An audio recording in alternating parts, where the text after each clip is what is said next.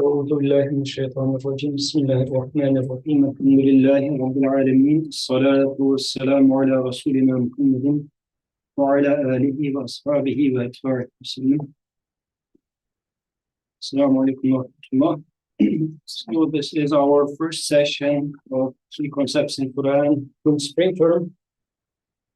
Since classes didn't officially start, I wanted to have a transition topic.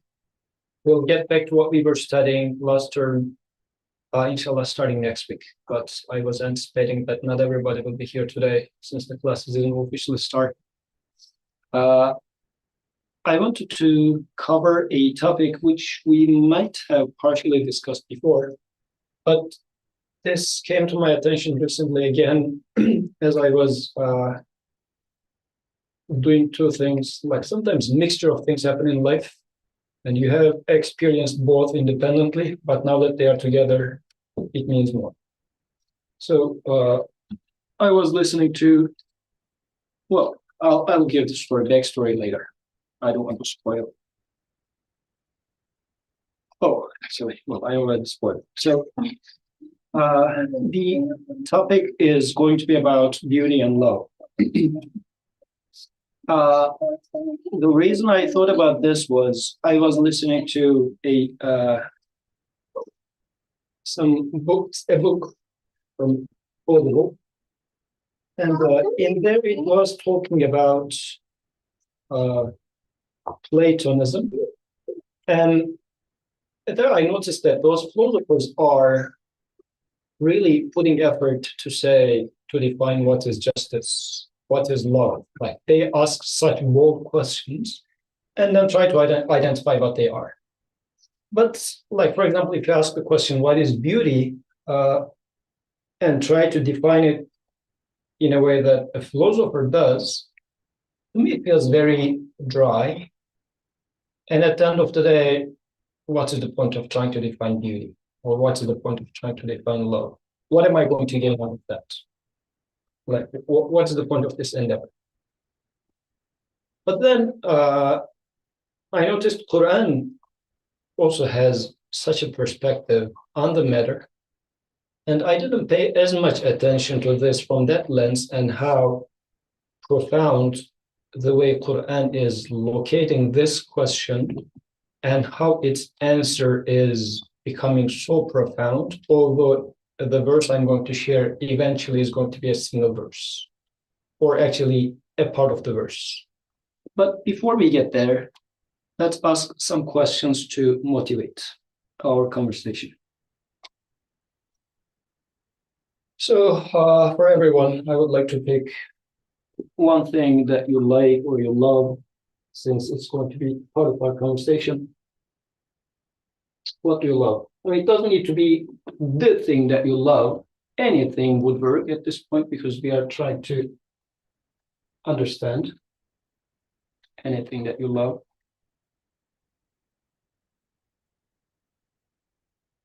Sister Aisha, would you like to give it a try? This is not very Islamic, but I love shopping. Shopping, okay. Very honest. I miss that. Looking forward to seeing you on Friday.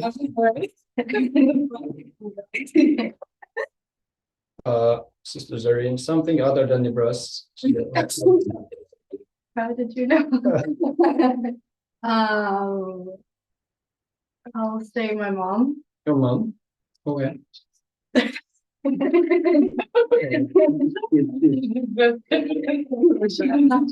She's not online? Oh yeah, no. Okay, she's not online. Okay. You can change it. Okay. Oh, we're going to go. I love my siblings. Siblings? Okay. Can it be like a feeling, like security? Sure. Security. Okay. Kids. Kids? Oh, okay. Yeah. What do you love? What do you like most? Oh. Okay, there's an online comment. Somebody loves it. So, okay. Oh, your Oh, mom is here. oh, she's Okay. on my phone. Okay, she's like, okay. Yeah, she didn't change the answer. So, I mean, these are the things that we love: shopping, mom, siblings, security, kids. It would be nice if Zainab were to say Paw Patrol, like that's the cartoon that she watches. Like there are things that we love, and yeah, I think we need to. Uh, so yeah,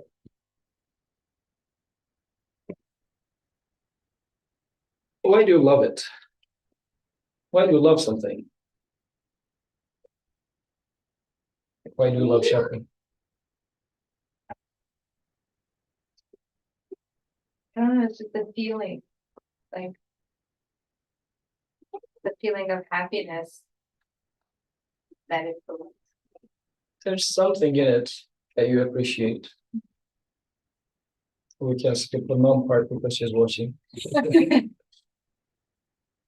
Like siblings, what do you love in your siblings? I want to start by saying my siblings are young, like they're younger. It's, easier to love maybe that Still very cute. they're very cute still. So I think I love how innocent they are and how warm they are and how excited they are to just see me. You know, it's like a normal person. They're like, "You're here." So I think that feeling of like importance, I guess, what they give you, because you're to them, it's like you're in front of them, they're happy to be with you. So I think that feeling, I would what I love about it. It's very selfish over here. Security. You don't have to worry about anything. So the satisfaction that it gives you, your boy, like, what do you love about those cover members?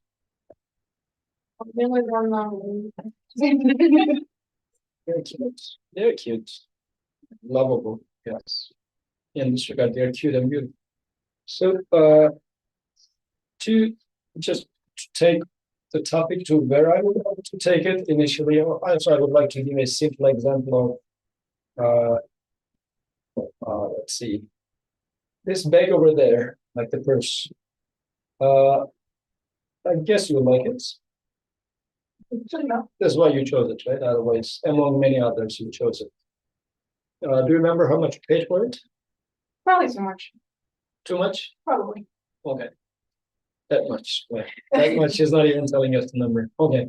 Like, I mean, definitely there's some sort of a thing that made you choose this one over others. So you appreciated this, you find it nice, beautiful, whatever, convenient or useful.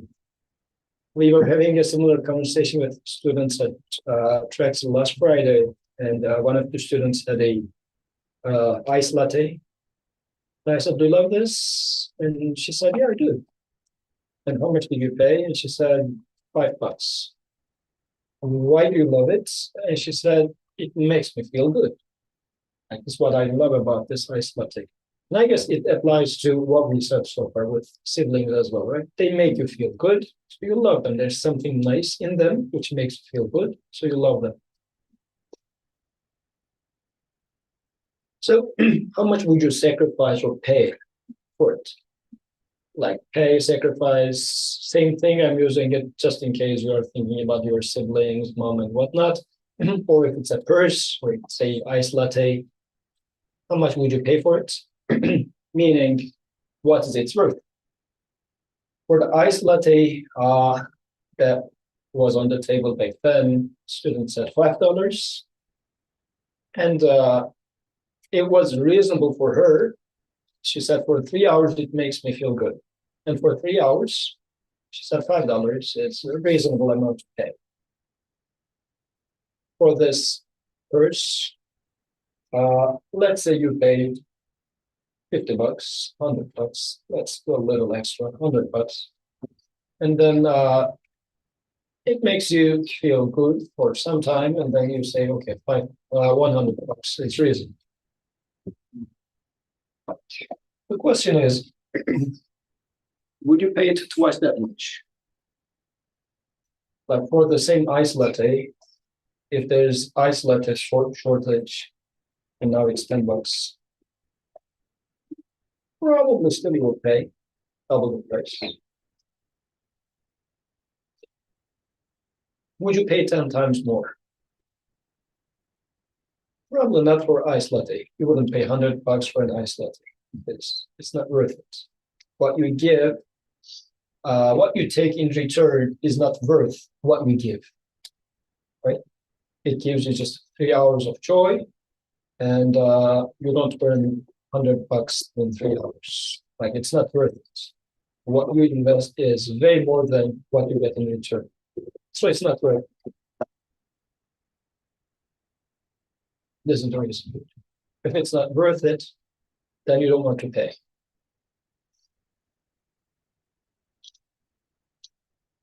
Okay, so let's change gears a little bit.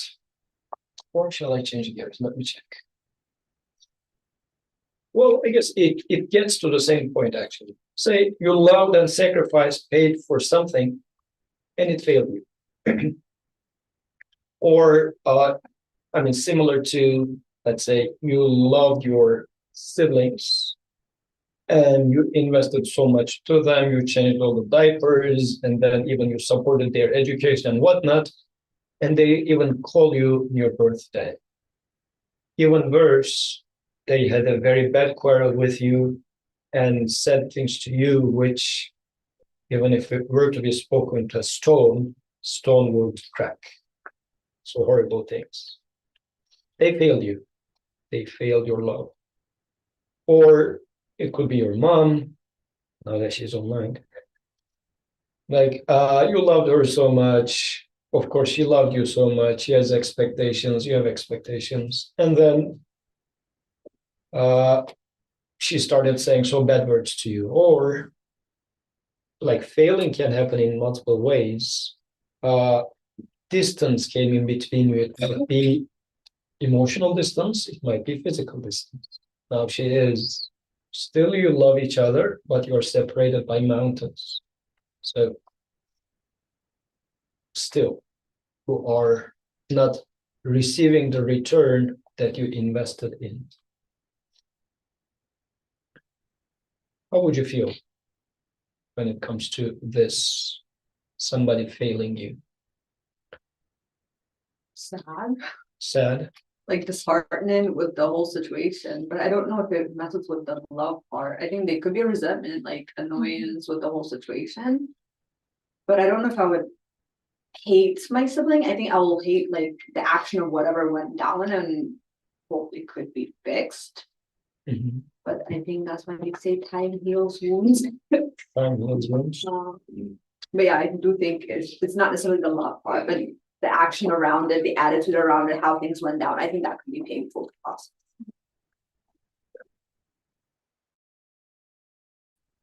And time heals, yes, to a certain degree it does. You remember the previous example that we talked here.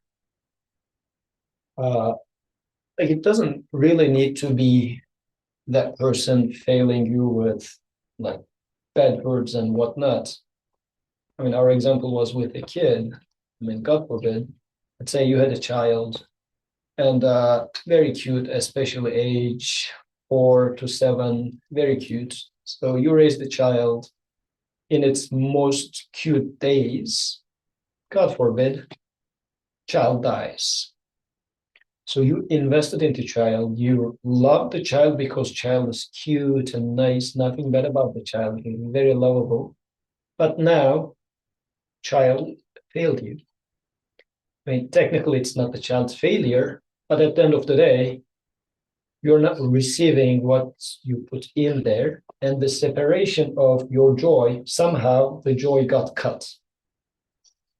The joy with ice latte was cut because you come to the end of the cup and you cannot enjoy anymore. Like, it has a beginning and it has an end. And the joy it gives also has an end 3 hours later. Another ice latte over there. Or any sort of relationship. either you die or the child dies, or child grows and goes to university, now speaking to a mom, and then finds a guy and gets married, and now your mom is not speaking to you as frequent as she used to, and you're not visiting her as frequent as you used to. Like you failed your mom in this regard. So that gives this feeling of, you know what that feeling is like, it's burning. So let's continue with our example. After this child pass, 1 year passes, yes, some wounds gets healed. And then let's say you attempt and you had a second child. Very nice. Again, age grows 3, 4, very cute. Second child passes. It keeps burning. Would you attempt for a third child? Let's say you said, well, let's give it a try. Same thing happens. Would you attempt for a fourth child? Because all the beautiful, joyous moments of past 3 childs is gone. What's left behind? Sorrow. Sorrow is left behind. So, like my sister has in her WhatsApp status, I'm collecting good memories in life, or something of that flavor. Collecting good memories, yes, it seems to be a good thing, but for such a person, collected good memories of 3 cute kids, is it helping or harming that person right now?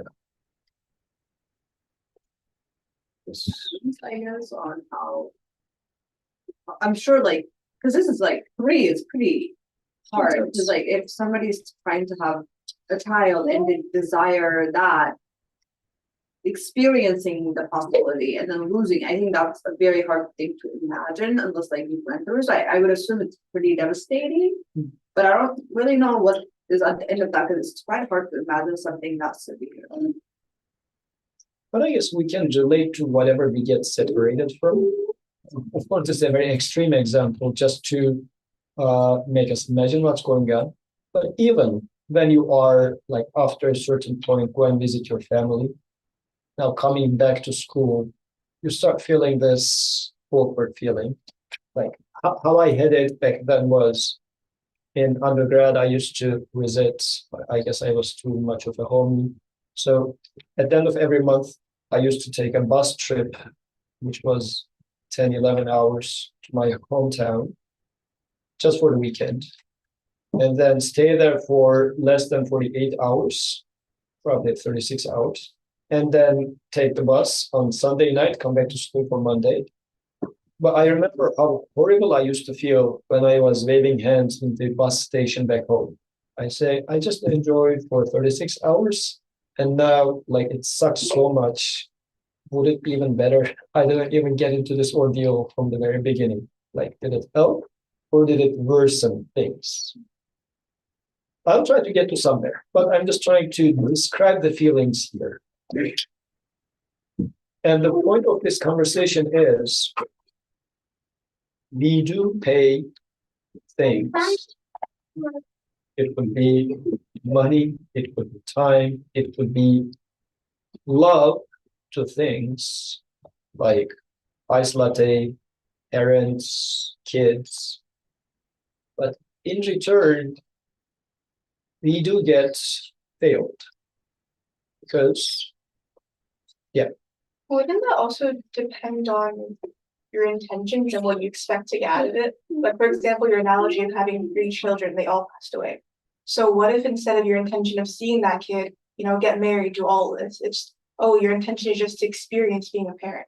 Mhm. So wouldn't that matter more than what you kind of get in return is what you look for, I guess, more than what it is? Sure. Yeah. Like in this regard, your expectation from the child is not really a child will grow up and will look back at me in my old age, but I want this joy of togetherness to continue.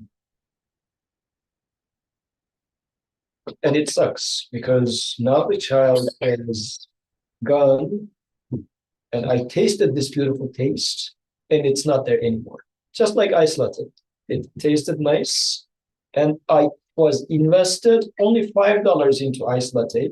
This is why once the taste finishes, I said it's okay. Like I can live with that. I wouldn't pay $100. If I were to pay $100, $1,000 for iced latte, and let's assume they said, "Oh, this is the best iced latte whatsoever on earth," and you said, "Okay, let's try $2,000." How would you feel after 3 hours? Like it's the same iced latte that I buy from our corner shop. Like it tastes even worse now. Like it tastes the same to my taste buds, but to my heart, it hurts so bad. Because I was not supposed to, like, it was not supposed to be allowed for $2,000. It was only supposed to be allowed by $5. But I put so much more. When it comes to kids, when it comes to parents, spouse, and whatnot, we do love them.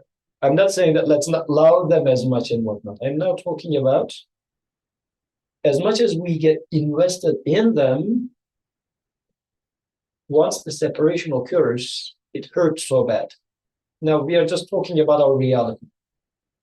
And the separation does not need to happen with some nastiness. Sometimes it happens because of school, sometimes life events, it happens. And it feels so heart-crushing in this regard. Why does it hurt? Can we say separation? Because there was something that I enjoyed, taste, good company, whatever it is, and it ended. It ended before I wanted it to end, before I was investing in it to end. And sometimes our investment is being, the question mark is what we should put there. How much shall I invest? So much so that it really hurts. Like, is it possible that it's not going to hurt, is the question. Yes. Are you consciously like thinking, oh, I'm gonna invest only this much energy into my children? Like it's very hard, right? Like I don't think I've ever consciously thought like this is how much time I'm gonna invest into my siblings. Like it's like they call, I just pick up. I'm not even considering that. I think that's the hard part is like measuring that. I don't think I've ever even thought of that concept. Yeah. And it's not only a matter of time. Like, what do we pay? I didn't ask it here. Actually, I erased that question. What is it that we pay for things? Time, yes. Like other things that we love, for example, is our career. But what do we pay for our career? We invested a life into our career so far. We invested so much tuition money in it. But even more than that, we are so much invested in it, as we would say, which means I invested everything of me into that career. I get so much attached to it, so much so that when somebody asks about, oh, what are you? Who are you? What do you do? I start by saying, oh, I do PhD here and there, or I am computer scientist. Right? This becomes me. When they ask me, I start describing myself with my career. This much I got invested in it. I became what my title is, for example, right? So I put everything in there. When it comes to siblings, like more than how much you get invested in terms of time, money, and whatnot, something in you is so much attached to it that this is its outside manifestation. Like you get so much attached to this child that you think about the child every time. Whenever your friend says, oh, let's come and hang out, you say, oh, I need to put the child to the bed. Was he hungry? He was feeling a little sick and this and that. Your life, because you are so much caring, so much loving, so your love and care, all attention is invested in there. It's not just about time, right?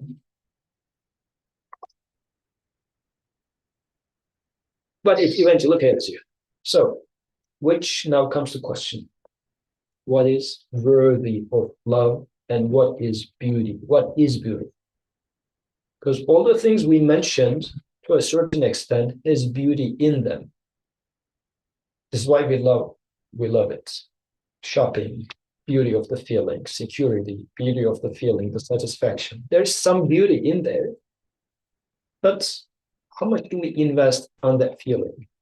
For my security, if I see it with the guns, would I just surround my house with guns? Or will I buy all sorts of insurance? Like for security, you also pay, right? So this is where the question of what is beautiful becomes so relevant. Like what is worthy of loving? What is worthy of investing? How much? And investing, I'm using investing in the larger sense of the word. Okay, there is a comment. What is the currency being traded? And where does it come?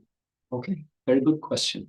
Like what is it that I invest with when it comes to love? Because my heart gets attached to something, and once I get detached from it, it hurts. I guess now we can conceptualize what we have been talking in a summary too.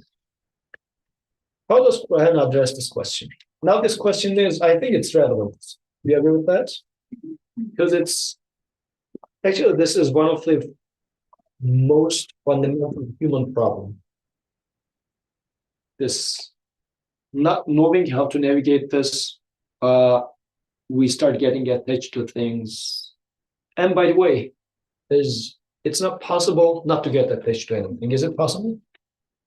Like now that I know after this discussion, it hurts. I better not love my kids. Let's not talk about that part. Like my mom, my siblings, shopping. No, I hate shopping. But is it possible for a human to not love anything? You still have to love yourself. If you don't care about anyone else around you, you still care about yourself now. Because if not, wouldn't you just die at that point? Yeah. Or even like when you see a beautiful flower, like you will really need to push yourself to say that no, I don't love that.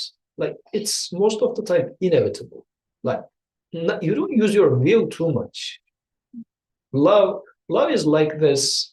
The example I think about is like a river. Have you ever seen the eye of a river? Like the moment it comes out of a rock, or a spring, like spring water, like water as it gushes out of rock. You cannot just put rocks to stop it. No matter how much you put it, it's going to just throw it away. It's coming out. It's not asking you to come out. It just comes out. It's not by will. Love is like that. You like as if this river is there in you. It's just coming out. And it's looking for something to get attached to. If you turn your face this way, it will get attached to this. If you look that way, it will get attached to here, right? This is why maybe we can say, time heals, we forget, because we then start loving something else. But the problem is, and this is generally how we do it, once I start having issues with this love, then I got just failed by this. I try to find something else. It's more like the dating culture in the United States, right? So dating a certain person and then breakup is, I mean, it's bad for anyone. Really, they go through this horrible feeling. How do they try to heal? Go to Tinder and find the next one. But the issue is, it is accumulating. Like those heartbreaks are accumulating. And after a certain point, as you come to 30s, 40s, then you start really feeling. To me, this feels like a little bit how Instagram works. Why do you look at an Instagram picture? Because it's nice and beautiful. You would like to get this feeling. Instagram is similar to shopping, right? So you see a beautiful picture, say, it tickles you a little bit inside, and you maybe put a heart, but you slide. You slide next. 1 hour passes. How do you feel after this 1 hour of looking at Instagram? You remember 98% of what you have seen so far? But this feeling, no need to describe it, how it feels. Everybody, I guess, more or less knows how it feels. You hate the position you find yourself in. You wasted so much. Nothing will return at your hand at the moment. Everything is gone. The time is gone. The joy is gone. Everything is gone. And you are here without anything in your hand other than some fog, rainfall. Life is now being lived like Instagram.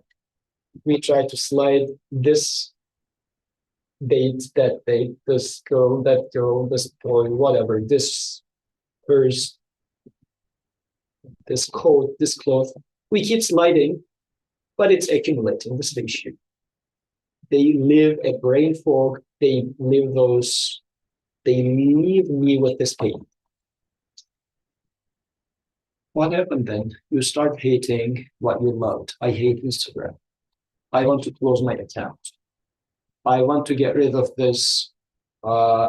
It's also another thing. Maybe I take it too long at this point. But eating food one after the other. This tastes good. Put a few. Put another one. Put another one. 20 different species of food in a single meal. How would you feel by the end? Like you want to throw up, right? Living life as such, it is giving us this feeling. So it really makes us, was it really beautiful in the beginning? Because what it left behind makes me say that I shouldn't do this again. Like it leaves me with more pain than any joy that it gave me.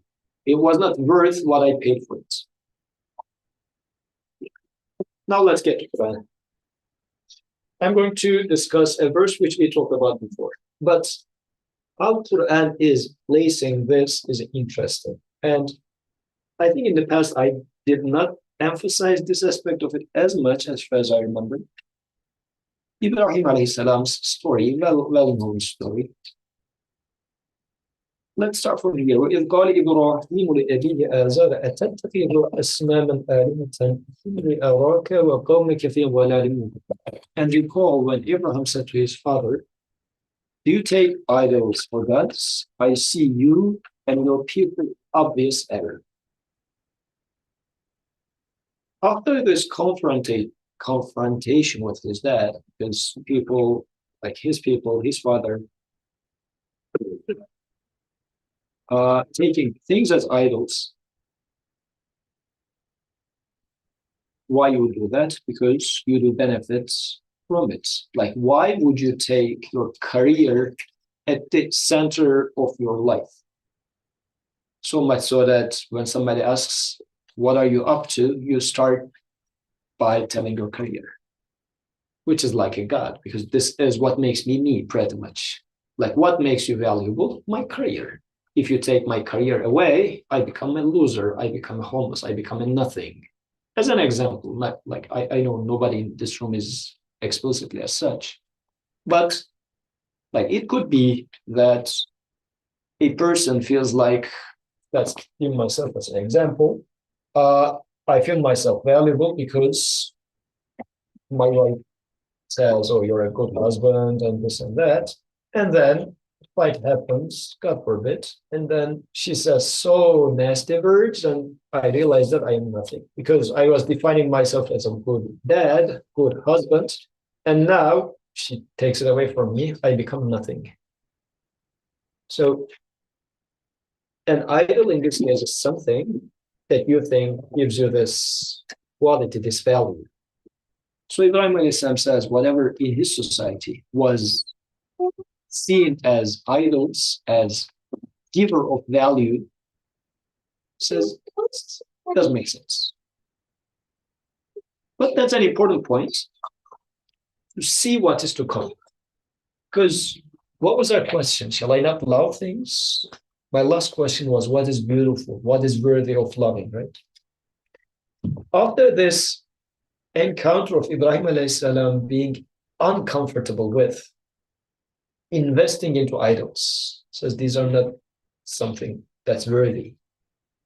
وَكَذَلِكَ نُرِي إِبْرَاهِيمَ مَلَكُوتَ السَّمَاوَاتِ وَالْأَرْضِ وَلِيَكُونَ مِنَ الْمُوقِنِينَ. And thus, or as such, we showed Abraham the inner truth of the heavens and the earth, so that he might become one of those who have certitude or certainty. what we discussed so far is an important part of the process, saying that, like for a parent, purpose of my life is my children because I love them so much. Or for a career ambitious person, my purpose is to become this, getting so much attached to it, right? Siblings, probably not shopping, mom, like parents. My purpose of my life is to make my parents proud. There are many people like that out there, especially in Eastern culture. Making their parents proud is so important. It becomes purpose of people's life. People live lives for that purpose. Ibrahim alayhi salam here is saying that these are nonsense. After this questioning, this part I would like to highlight, Malakut as-samawati wal-ard. We showed him the inner truth of things. Like you love your child, apparently, for an outer meaning or surface level. But there's also an inner purpose of a child, inner meaning of a mother, inner meaning of siblings, inner meaning of career, is what I'm understanding from here. Like, what is worthy is the question. But he said the outer things that you guys worship is not worthy. Inner aspect. But what is that? Let's see. This is the main verse. This is the gist of the matter for tonight. فَلَمَّا جَنَّ عَلَيْهِ اللَّيْلُ وَرَأَى كَوْكَبًا. And when the night covered him over, he saw a star. قَالَ هَذَا رَبِّي. He said, this is my Lord. فَلَمَّا أَفَلَ قَالَ لَا أُحِبُّ الْآفِلِينَ. But when it set, he said, I love not those that set.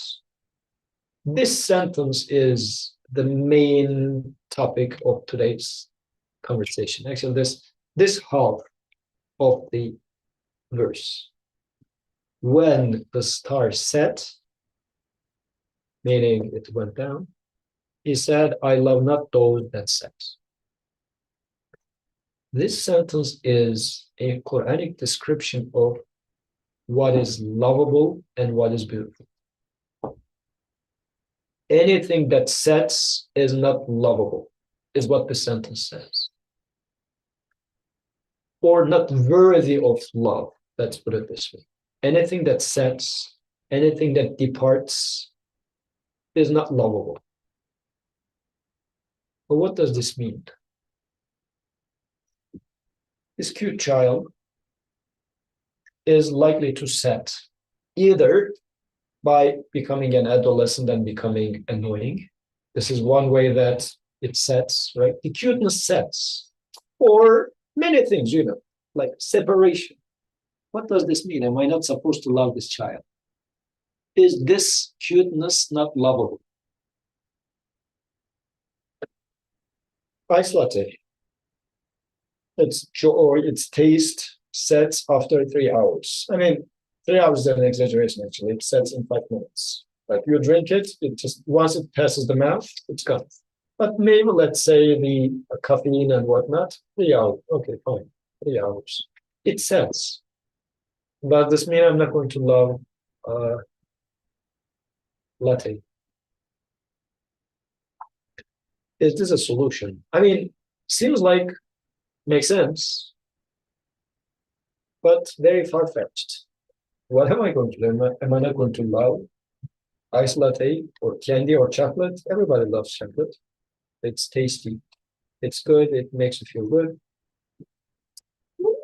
This reminds me of when people say like, I love you for the sake of Allah, but honestly, sometimes I'm like, what does that mean? Because like, I think I can understand that from a stranger that isn't placed in my family member, but like, if you're very close to your family, I think I don't think I've ever said, oh, I love you for the sake of Allah. It's like, I'm born here. I don't have an option but to love you. Like, that's kind of the energy that I personally grew up with. It's like, this is your family. Why wouldn't you? It's kind of an expectation rather than, so I have a hard time because I was trying to figure out, they do set 100%.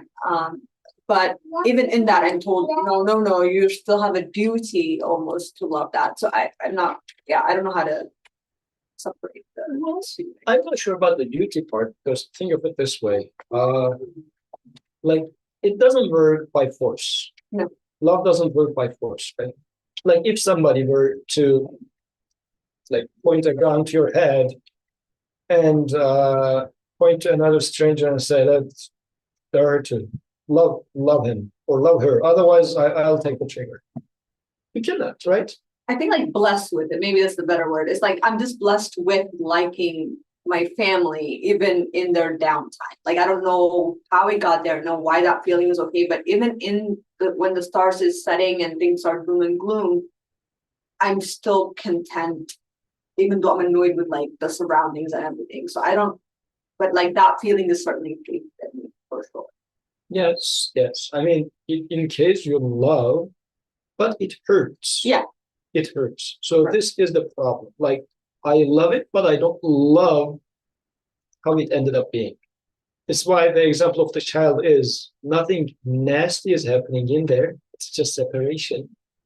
But it broke your heart so much that you say, I don't know, maybe if I'd never met that child, I wouldn't go through this pain. I mean, it's a hard feeling. I'm not saying that it's very easy to distinguish, but it leaves so much of a scar on you that you say, why me sometimes? Like, sometimes we put our complaint in such words rather than saying, if only I didn't meet in the first place. We tend to say, why this happens to me? Why the separation? And that's what those tears simply mean. Like, why would you cry otherwise if you were perfectly fine, right? There is something that's deeply disturbing in there. And you say, I don't love that. Or the investment that I put somehow is backfiring on me. The investment was not voluntary, I agree, but it backfired so badly. Isn't there a solution? Do I have to go through that? Because it feels like all we go through, like no exception. I'm not saying that, I give this talk and I'm perfectly immune to this. No, this is very human. Actually, the book got published, so finally, inshallah, we will bring it to Turkey. Abdurrahman is going to bring two versions of that translated book that I keep advertising for the past 5 years about love. But this is a fundamental human pain. This is what Ibrahim alayhi salam is going through, and he says, anything that sets, I don't like it. If only it didn't set, but it sets. I think there's an issue with human hearts. It looks like human heart, once it gets attached to something, the attachment hurts. Then the question is, don't get attached as easy as that, but you can't. So am I doomed with this pain then? This is the question. Am I doomed with this pain? I hope not, because it's so bad. You get attached. Example. I mean, it is a very silly example, but I was looking at our department's internal, what's it called, Discord channel. A student was saying that, like they are talking about Instagram, and he says, "Oh, for protesting Instagram, I closed my Instagram account, but now I got addicted to Reddit." So, like, you get attached to somewhere, you cannot stop. So the question is, Reddit is as annoying and dissatisfying or brain fog making as Instagram. It's no less. Is there anything that I will get attached to and it's not going to hurt? This is now the human question. What is worthy of human love? I mean, whatever I said so far, I would like to summarize it with this sentence. What is worthy for my heart to get attached to? Yes, we say for the sake of God or something. Actually, Ibrahim alayhi salam's story in here, he is searching for his Lord. And it's very interesting that it's starting with this question. This is his journey. Like, my heart is burning. It's not like an intellectual activity of defining love. It's not intellectual aqidah problem of what is the nature and essence of God type of a thing. It's a very tangible human misery, if you like. And he's trying to find an answer to his misery. Separation hurts so bad. And the things that set career, parents, siblings, kids, beautiful, but not worthy of my attachment because it hurts so much. How do I solve that? He sees a star, star sets. He sees the moon, the next verse, I don't capture here. Moon sets. Finally, he sees sun. He says, this is big. Like this is how it is with us, right? We say, oh, if I graduate, I'll feel nice. It doesn't. Then I say, oh, if I get married, it's going to be okay. Oh, it just starts becoming mundane. Kids will make me happy. No, like 1, 2, 3, 4. Now it's accumulating on me. Finally, I see something, and this is why kids are such a thing, right? Say, okay, I guess probably you heard about this quite a bit from your friends, especially for moms. This happens. Parents, you fight with parents at some point. You get married, you feel like, oh, this is my independence, and then you found your husband to be another tyrant, and then you say, okay, my child. You close within yourself, and it's only you and your child. You're just closing yourself to the outside world, and you're trying to keep your sanity with your child, and then child also fails you. This is what the sun is. So Ibrahim alayhi salam sees the sun, he says, this is big, this is my sustainer, this is going to satisfy. Once it sets, what is his conclusion? This is how he finds his creator actually. Says, Inni wajjahtu wajhiya lillahi fatir as-samawati wal ard. Well, I turn my face towards the creator of heavens and earth. What does this mean? I turn my face towards the creator of the cute child, creator of my merciful mom, creator of the taste in ice latte. Why did I like ice latte? Because it was tasty. But the taste in ice latte was not ice, like something inherent with it. It was given to it. It was reflecting the beauty. Like the example we give for this one is like our famous rose example, right? Somebody gives you the rose as a sign of love, and then how much life does a rose have? How much can you freeze the rose, right? Dries, crumbles into dust. Rose is gone. But I mean, if the guy didn't die yet, the lover's love is with you. It was just a sign of that love. So even if the rose, like you get separated from the rose, you don't feel like love is dead, which is what mattered really. It was just a means to show that somebody loves you. So the rose disappearing doesn't hurt you, does it? Because it conveyed its message, it fulfilled its duty. You can just put it aside. I mean, don't toss it into the trash, but even if it disappears, it doesn't affect you. Why? Because you know what is in the rose. Still, you love the rose. You say, what a beautiful rose. But you don't get so much invested in the rose because you're invested in the love that is seen in the rose. Right? So, Fatir as-samawati wal ard, the creator of the heavens and the earth, in this example, creator of the love in the rose, which in our metaphor is the one who brings you the rose, right? As long as the person who brings in the rose is alive, you're okay. The rose can rot, doesn't matter. Now apply to children. What is it that I'm loving in those kids?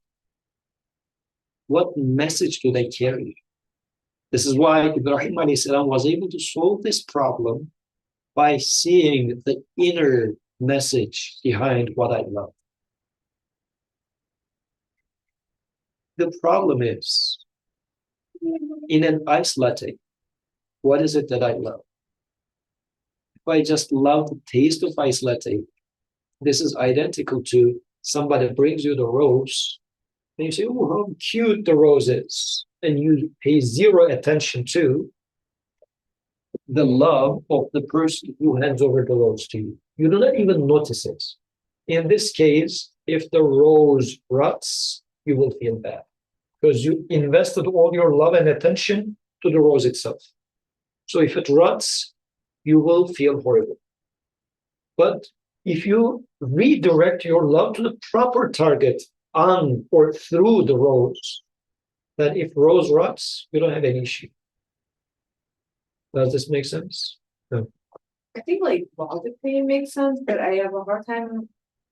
Cause I will say like this sounds easier for me outside of family member, but I think like I have the hardest time understanding within the context of people you're related to. Like, would you really not feel anything if something happened to you? Cause I don't know if that's what we're saying. Not necessarily nothing. Like even in the case of a rose, let's say if like I know someone who dried the roses that somebody brought to them when they first met. Probably if she hears that those roses were lost or something, she would have a memory. Like still it had some value. It's not zero. Still it's not zero. But it wouldn't be the end of the world compared to how if she were to really put all the attention to the roses and now the roses are gone. Like this is a total heartbreak. Actually, this is the distinction that Prophet ﷺ exemplifies. When women were just like hitting themselves after the dead, he criticized them, saying that don't do it like this. Then when his son passed away, he cried. And then they said, well, do you also cry? Said, like, heart feels sorrow and eye cries. But you will never hear a bad word coming out of his mouth. What I prohibited you to do was to just hitting yourself. What does hitting yourself mean? It's not only symbolic, just the shape, right? You were attached to the person themselves so much as if it's gone. No, it's just a passage. Like that person was together with you, you get attached to the child, but you will meet the child again. And the beautiful, the merciful, the compassionate that you were observing, because this is really, having a child makes you realize the merciful creator, how through the mercy that you feel towards the child. Like it's a first-hand experience of merciful creator. Now that this mirror, this means went away, doesn't mean that the merciful one died. Says, I'm going to give it back to you. So this is why the feeling of, it's not like total annihilation, so it's not being upside down. You certainly feel things, but now you love it to the extent that it's worth. You really love the child now to the extent that child deserves it, and then you love what is the inner message of the child more. And in this regard, then we can test ourselves when we give extra reaction to things. This one reason might be that I really didn't balance my attachment or love properly. Like a friend of yours hails you, right? Or it could be parents. You expected certain things from your parents. They didn't behave this way. And now you are saying, how dare she do this? Everybody would do this to me, but not my parents. These sort of feelings. I mean, you just picked the example, right? Maybe it's because of the problem here. I invested on the roads rather than the love in the roads. And as a response, it was a merciful wake-up call, if you like. My creator creates a failure in there saying that, wake up, come to me. So yes, we will feel pain as these things are happening, but this pain could be in way different scales. One could be taking it as my creator is saying, come back to me. Another way is to say, it's gone. And my life is gone. Because I guess that's how I would feel at this point if I were, God forbid, to be diagnosed with cancer. And if they tell me that you have 3 months left, I look back and say that all this efforts to publish PhD, whatnot, was for that, for nothing. I would feel a little awkward saying that if only I knew that it would end in here, I wouldn't invest this much into my PhD and whatnot. Right? So it fails me, that feeling. So I think this is why when I was reading the text, the reason that this catch my attention now, let's complete the loop. As I was listening to those philosophers, and then I read Imam Nursi's interpretation of this verse. And there he referred to Ibrahim alayhi salam as wise men of God. That word caught my attention. Because philosophy is love of wisdom. Like philosophers are the wise people. They do seek wisdom. They love wisdom. And prophets generally are mentioned in the debate of philosophy versus religion. These are the guys who just receive answers from God. Like philosopher is the one who actively searches, but prophets are somebody comes and whispers to their ear the correct answers. This is why one of the Islamic philosophers categorized philosophers higher than prophets, saying that we put labor, they don't. They get the answers without effort, we do put labor.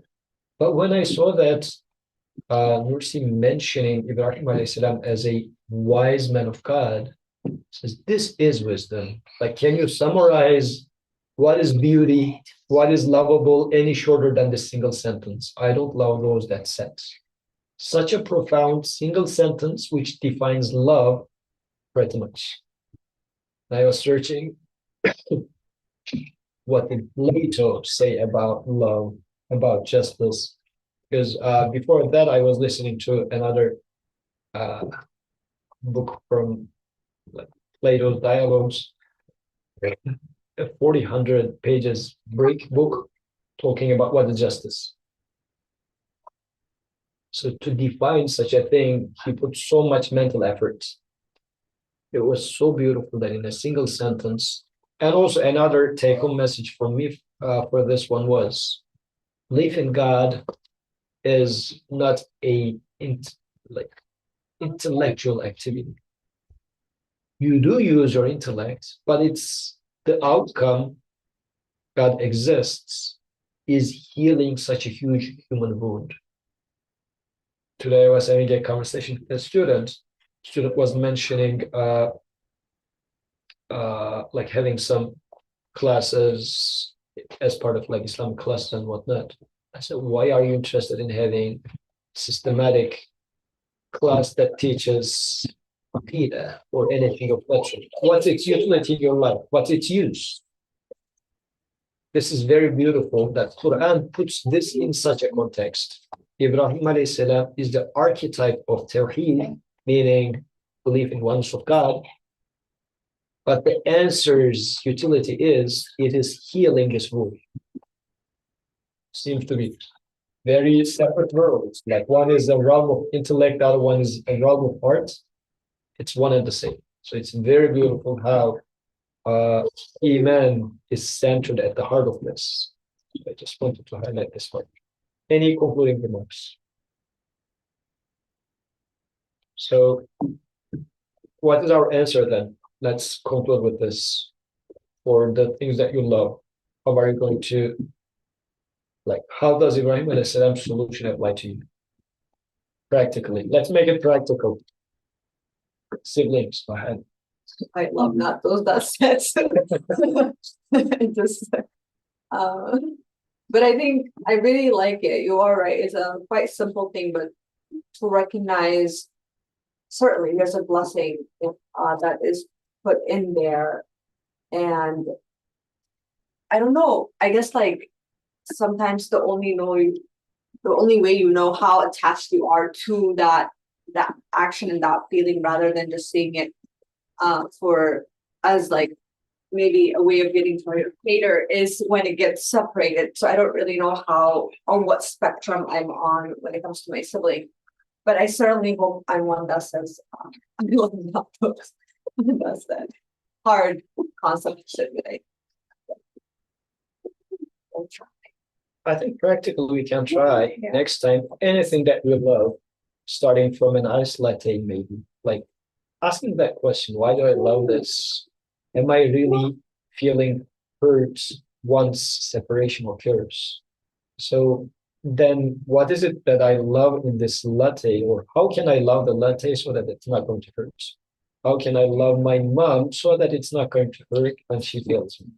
And again, failing could be she passes away or she gets old. Actually, it happens a lot. The mom that I used to know, this is what my siblings say. I say, how are my parents? And they say, they're getting old. Like it's not the mom that you knew. This is a different way that she is taking me for my love. Then I need to ask the question, how and why do what is the inner truth in here that's beautiful that I should redirect my love towards so that when my mom is not going to be there anymore, it's not going to be a detrimental crush to me. Still I will miss, still I will feel bad, but I'm not going to feel devastated. I will feel longing, yes, but it's not going to be crushing me altogether because I will say that through this relationship I learned, I get attached to the merciful creator. This was the meaning of this rose. Now that the rose fulfilled its job and it rots, I turn my face. This is why very beautiful. Inni wajjahtu wajhiya. Like I turn my face, Ibrahim alayhi salam says, literally. I turn my face towards the creator in our example of the rose. So let's try to put it into practice. It takes practice for sure. Starting with ice latte, my favorite example. سبحانك لا علم لنا إلا ما علمتنا إنك أنت العليم الحكيم وآخر دعوانا الحمد لله رب العالمين الفاتحة